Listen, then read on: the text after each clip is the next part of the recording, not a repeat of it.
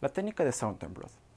La técnica de Sautenbrod es una técnica de laboratorio que nos va a permitir identificar fragmentos de ADN específicos dentro de una muestra de tejido. Esta técnica está basada en el principio de complementariedad de las bases o el principio de apareamiento del ADN y el ARN. Tal es el caso del ADN que, cuando es sometido a un pH elevado o a temperaturas muy altas, los puentes de hidrógeno que unen las bases complementarias de las cadenas de doble hélice van a romperse. De esta manera, las cadenas de doble hélice van a dividirse en cadenas simples desnaturalizadas. Eso se conoce como la desnaturalización. Además, el segundo principio de apareamiento se conoce como renaturalización o hibridación. En esta vamos a ocupar moléculas distintas de muestras diferentes que tengan dos cadenas parcial o completamente complementarias, las cuales van a unirse por el principio de complementariedad de las bases y de esta manera van a formar doble hélices híbridas. ¿Ya? Principalmente la hibridación es la que mayor resalta dentro de la técnica de Sautenbrod. A pesar de que se usa la desnaturalización, la de Sautenbrod es la que más resalta, puesto que en la técnica de Sautenbrod se usa las denominadas ondas, que no son otra cosa que fragmentos de ADN que contienen secuencias específicas, conocidas, pero sobre todo complementarias a las secuencias del fragmento de ADN que es nuestro sujeto de estudio y que vamos a aislar. Y además de estas ondas van a estar marcadas radioactivamente con fósforo 32 para su posterior observación con una película radioactiva. Sautenbrod es una técnica de bajo costo que se puede realizar en cualquier laboratorio y para su uso no necesitamos otra cosa que una muestra de ADN, enzimas de restricción que van a cortar los fragmentos de ADN en sitios muy específicos. Vamos a realizar una electroforesis en gel de acarosa que nos va a permitir ordenar los fragmentos de ADN de acuerdo a su tamaño, además de ácido clorhídrico e hidróxido de sodio, los cuales van a ayudar con la desnaturalización de esos fragmentos de ADN. Y finalmente vamos a ocupar una lámina de nitrocelulosa, la cual va a tener las ondas, además de que vamos a ocupar los buffers, un buffer de transferencia y papeles filtro. Además de la película radiactiva, la cual nos va a permitir visualizar los resultados al final de la realización de este procedimiento. Procedimiento de la técnica de Sautenbrod. Comienza este procedimiento con la extracción del ADN. Esta muestra se trata con una endonucleasa de restricción, que es una enzima que corta el ADN.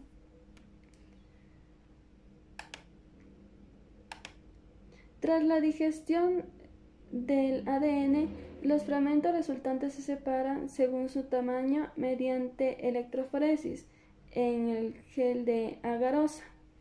Durante este procedimiento, las moléculas de ADN que poseen carga negativa migran hacia el electrodo positivo. Al avanzar las moléculas de ADN, su velocidad de migración se ve reducida por la matriz de agarosa.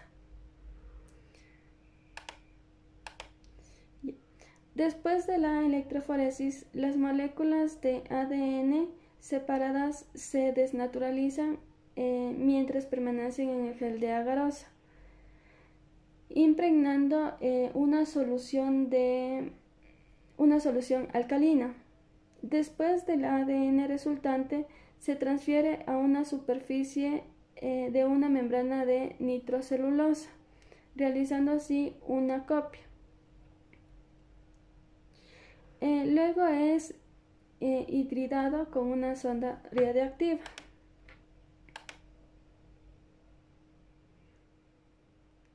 La membrana de nitrocelulosa, después de ser lavada con una solución a elevada temperatura, se les coloca en una sonda radiactiva dentro de una caja que las aísle de la luz. Y como paso final, a la membrana se le coloca sobre una placa fotográfica para revelar los resultados. Aplicaciones de la técnica o de las herramientas en la medicina. La biología molecular y la medicina han introducido un sinnúmero de herramientas en el laboratorio. Estas nos ayudarán a dar una información rápida y precisa sobre la estructura molecular. Aquí vendríamos a hablar sobre lo que es el ADN y el ARN de un paciente, lo cual esto puede ser de gran utilidad para el diagnóstico, para el tratamiento de diferentes enfermedades, incluso hasta para la prevención.